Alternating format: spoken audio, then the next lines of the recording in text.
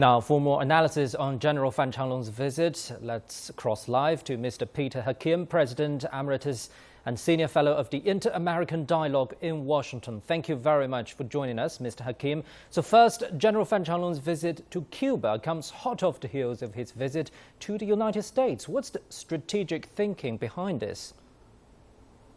It was a little bit of a puzzle to me when I found that out, that he'd come first to the United States.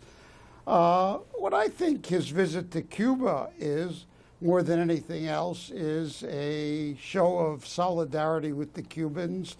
They're celebrating Macedo, a great hero of the Cuban history, and it doesn't seem to me like that's the most important person that China could send to Cuba at this point if they were really committed to helping Cuba through a difficult period. What they should be sending is China's economic planners, their senior managers, the leaders of their public enterprises.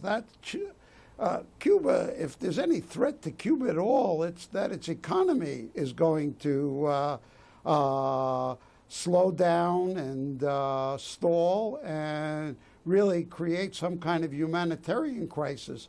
There's no military challenge to Cuba right now.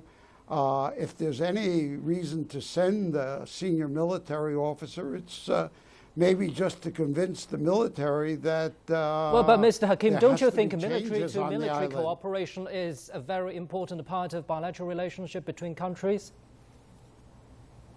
Oh, sure, it's important, but what I'm saying is, in terms of priorities, if I were the Cuban president right now, I'd rather have China's help in building a new economy rather than in propping up a military that's really not very useful anymore. Well, thank you very much, Mr. Peter Hakim in Washington, D.C.